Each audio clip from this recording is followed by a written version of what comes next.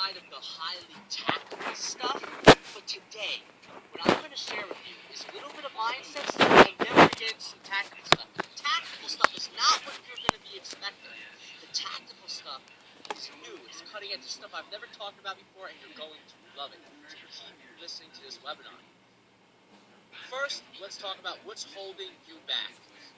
Type this in the webinar right now. What's holding you back from creating the blog that will move your business? I want to read some responses out loud, so type in right now.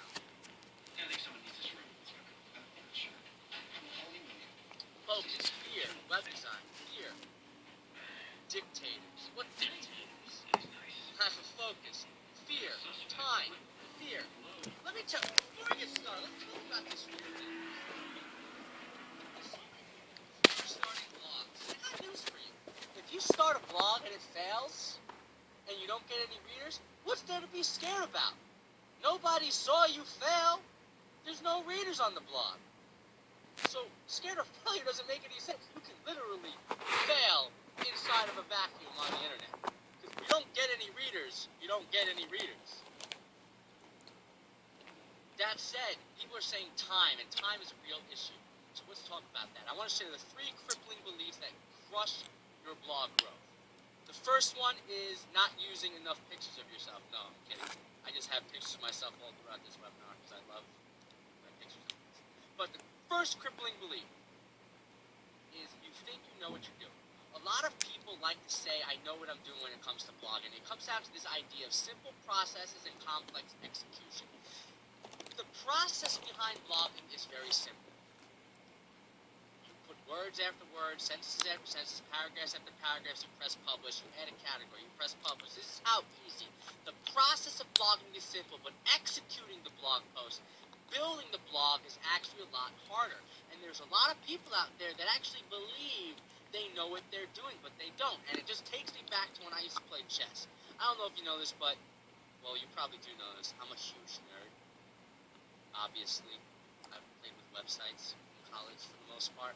And I played chess when I was a kid, and I played online games. But I'm a huge nerd. I played a lot of chess. We're talking like 8 years worth of chess, 8 hours. I played a lot of chess. And every time I would meet someone new, they always said they knew how to play. But when you're a chess player like me, knowing how to play and knowing how to play are 2 different things. I would meet people, they would say they would know how to play. We'd start playing after 6 moves. It was clear they had no idea what they were doing.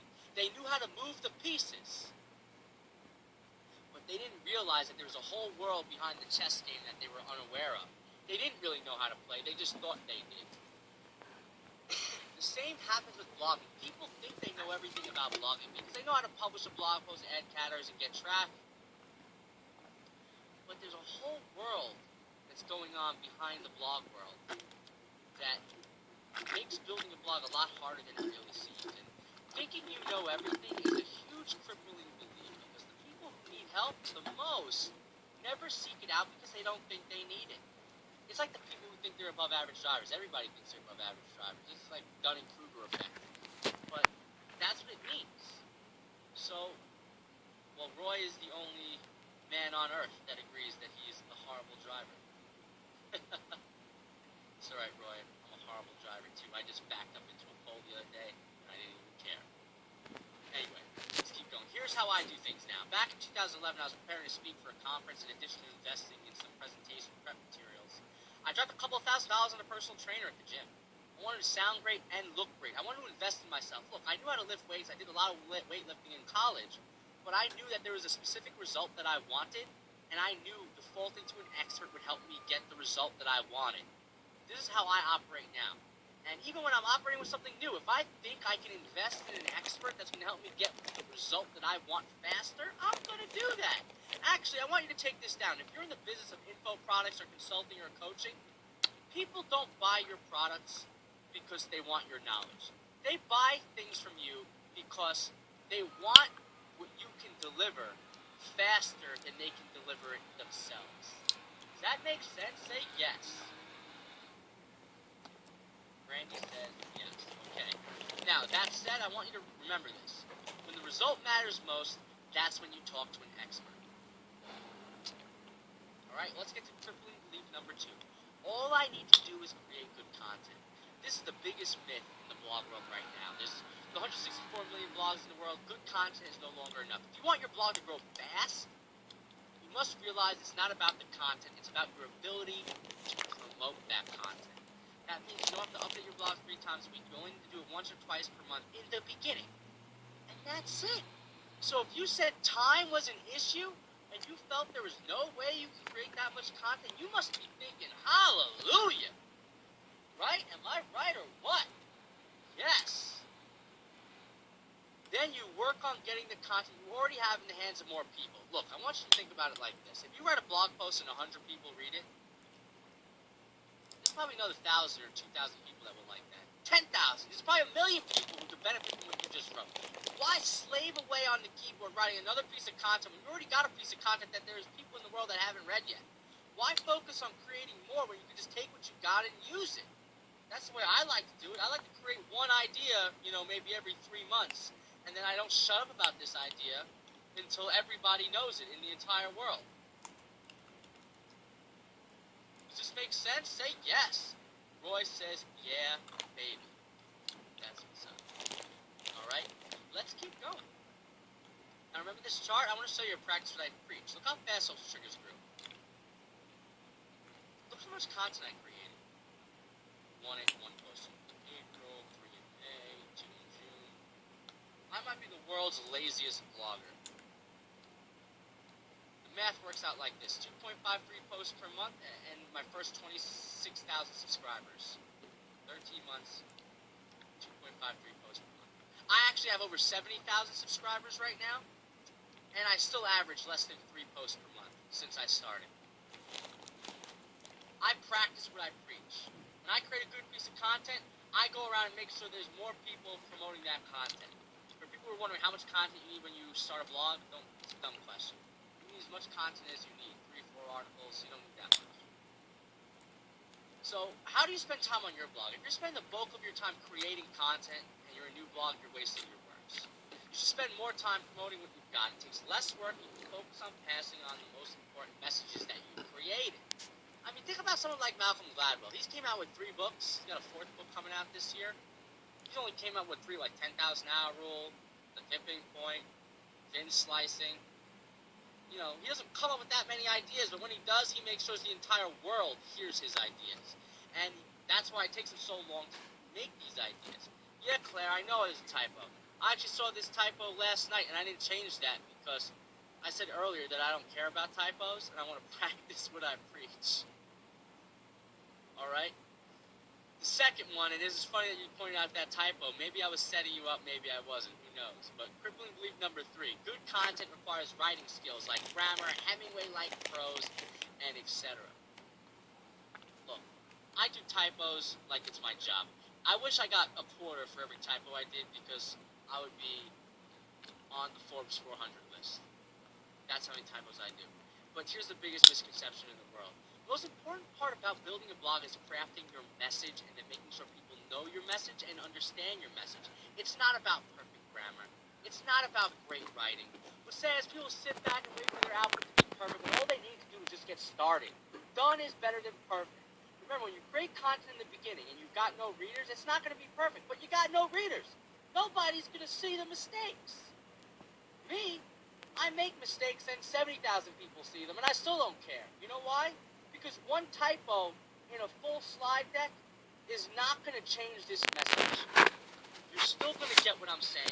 And if you're the type of person that gets offended by typos or minor grammar issues, you're probably not the right person to be on this webinar right now. There's like this guy in the Harvard Business Review. He wrote an article saying that he will never hire someone who makes a grammar mistake. And I just sat there and thought to myself, you know what? I would love to meet this guy. You know why? Because nobody would want to work for him. If he can't handle one minor grammar mistake, could you imagine what an ass that guy is in every other aspect of his life? Do you agree? Say yes. Man, let's keep going. Plus, there's always video, audio, and other formats that don't require writing. So if you're not a writer, hop on a video. Ain't a videoer? Get on a mic. It's that easy. Now, before you write, that was kind of the mindset stuff. Getting over those crippling beliefs, decision to get started with your blog. It's a little bit more mindset. I don't like mindset that much, but it's vitally important. Do you agree that once you crush those crippling beliefs, you kind of overcome that fear a little bit, you overcome the thought that you don't have enough time, you start feeling a little bit better about yourself, you know? Exactly. Now, let's keep going. Before you write one word on your blog, you must master this. Okay? You must master this. First question I have to ask you, I want you to be honest. This question's going to hurt a little bit. Have you ever had to introduce yourself to the same person twice? Say yes or no. Sadly, yes, Agnes says. Emily says yes. Randy, yes. Heather with a sad face. Nikki says yes. Claire, oh yes. There's some people who are saying no, but there's always, look, I'm like the world's most obnoxious person. If you meet me, there's probably no chance you'll ever forget me, but I still have to introduce myself twice sometimes. Now, whose fault is it? Is it your fault, or is it the other person's fault? Say my fault or their fault. Frank says my fault. Adam says mine. It's my fault. People forget you. Whose fault is it? It could be a little of both of their faults, but it's more likely your fault. Actually, this is a few months ago. I walked into Target. I must have been buying maybe lipstick or something. I don't know what I was buying. But I go up to the cashier register, and I go to pay. And she's like, why are you buying lipstick? No, I wasn't buying lipstick. But she was like, oh, hey, I remember you. And I was like, really? From where? She goes, oh, you came in Target like a year and a half ago. And I thought, I was like, really? What was I doing? She was like, oh, you were like walking down the aisles, like screaming at the top of your lungs because you couldn't find something. And I was like, oh, well, I'm glad to hear that you remember that 18 months later and that happened. But here's the bottom line. You can become memorable. And if you're not memorable, if people forget you, how much do you think being forgotten costs to you? Think about this. How much does being forgotten costs you? Take a guess in the chat box right now. How much does being forgotten cost you? Tons and tons is what Andrew says. Think about it. Let's say you're working for a company. You meet an executive. He forgets you. Later, that same executive hears about a job you would have been perfect for. You just lost a job. Let's say you're a web designer. You meet a guy who runs a bakery. He forgets you. That guy talks to one of his customers who needs a web design. You lost a client. Let's say you're a blogger. You get me to visit your site. Nothing special, Pops. I don't sign up for your email list. I leave your site and never come back. You lost a subscriber. A lot of them. And the big problem is when someone forgets you, you lose out on that person. And their friends. You not only lose one person, you lose all their friends as well. You lose their friends and that person. The cost of being forgotten is extremely high. And it should be up to you to strive to never introduce yourself twice again. Does this sound like something you want to learn how to do? To never have to introduce yourself twice? Say yes.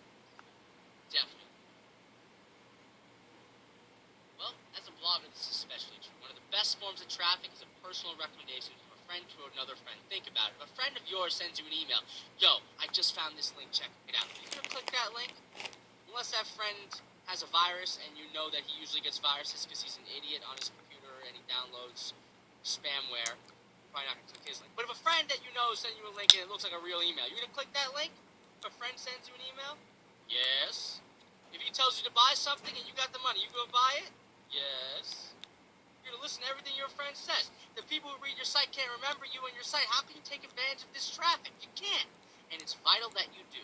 I believe that one of the main reasons why Social Triggers took off from a rinky-dink blog in March of 2011 to a thriving community of awesome people is the fact that, and more than 3,000 which registered for a webinar of mine yesterday, is the fact that I'm remembered. Now, why do I get remembered and how do I do it? What stands out gets remembered and talked about. What blends in gets forgotten. This is a tweetable. I want you to write this down.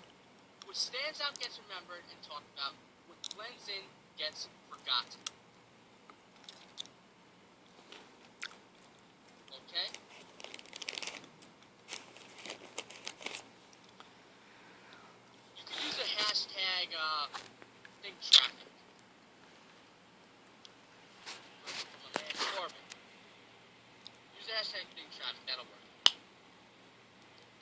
become memorable? And is it really that important? Well, I've got an uncanny ability to make people remember me. It's not talent, it's something I practice and I do deliberately.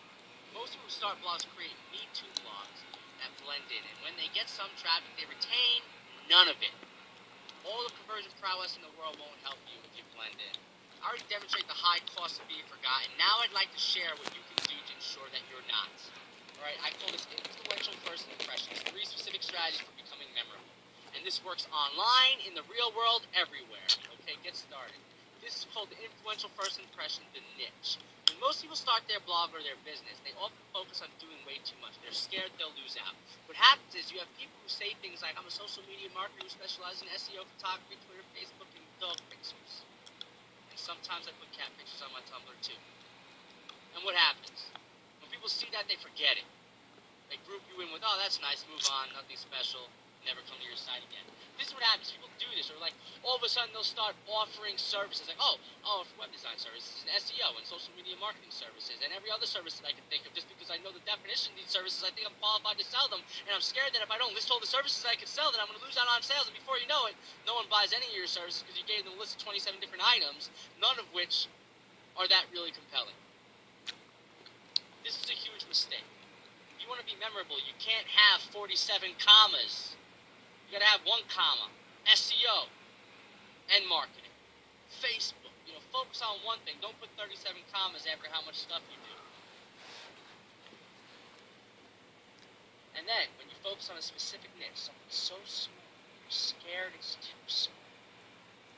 People commit that to memory because it's insanely specific. It's actually hard to forget when you go real specific. As an example, this is more of a real-world example. I'm going to give the blog examples in a second, but when I worked at a Fortune 100 company, I started as an entry-level drone, which meant that I got to play with Excel and do menial tasks all day. So I discovered that in Excel, they weren't leveraging some visual basic programming knowledge, and I knew if they did, they can automate some things that took a lot of time to create. Like this one report that they had took like 3 days. With a little bit of programming, it took 3 minutes. I didn't know Visual Basic. I decided to teach myself this stuff back in the day so I could do that Excel programming, and I became the automation guy. I kept telling people, hey, I'm the automation guy. I made this report go from 3 days to 3 minutes. And people loved it. That said, I wasn't the automation guy to everybody. It's about being something specific to the right audience. So, example, to the managers, the people who were in charge of promotions, raises, I was the automation guy. To my peers, I was the guy who read 3 books a week. Even to this day, if I meet someone who's not an internet person, they, oh, Derek, what do you do? I don't say I blog, I say I do internet stuff. You know why I do that? So I say I blog or I run a training company. It's like, all right, that's boring. I say I do internet stuff, because every time I say that, the person will almost always look over and say, like porn? They think I'm doing porn because I'm being vague, but in reality, I'm just inviting a funny conversation. So it's not about being this idea niche to everyone. It's about being a specific niche to a specific audience, depending on what type of thing you're trying to portray. Does this make sense? Are you getting me right now? Is this clear? When I started Social Triggers as an example, what did I do? You might have heard this story before, but I started Social Triggers about marketing, blogging, psychology, and I focused in on conversion psychology as it related to blogs. And I wrote that way for almost 9 months while I took Social Triggers from scratch to my first 17,000 subscribers. It was maybe even 11 months, I think it was. And you could actually just Google Derek Halper and Social Triggers conversion. Like YouTube, you'll see all these videos where I talk about the same things. And I rode that wave for a few months where I just kept talking about conversions before I moved on. That's how I grew. I picked one single idea, and I didn't shut up about it until people got sick of it. Does that make sense? Yes. Now, I tell you more about this particular technique of dividing and conquering inside my program, but I want to share one more example with you. When I read a gossip blog, I did the same exact thing. I looked at all the top gossip blogs, discovered how I could stand out. There were snarky gay male bloggers, snarky female bloggers, celebrity baby bloggers, perverted bloggers, but there was no straight man snarky blogger. That's what I did. I differentiated myself by analyzing everyone else, realized there was this straight man cliff that I could jump on, did that. That's how I positioned my gossip blog. that type of stuff. So here's a technique called divide and conquer, which you'll hear more about later. That makes this much easier. And actually, Gene Hammett, this is some client feedback for me when he took the program or whatever. You'll hear more about blog that converts at the end of the webinar, but he told me that I've narrowed my focus of my business and begun to develop a product directly to this market. And he said that helping me find the need to focus my business like a laser instead of the shotgun approach is making all the difference in the world. Right? It's really amazing. Previously, I had no niche to speak of. It was too broad. And once he learned about the power of the niche, he focused and started seeing great results. All right, now here's what you need to remember. When you're looking to create a blog, you might think it's all about how do I get traffic, or how do I convert sales, or how do I get people to get in touch with me, how do I land guest posts. That's wrong. That's not what it's about in the beginning. In the beginning, it's really about figuring out how what you're doing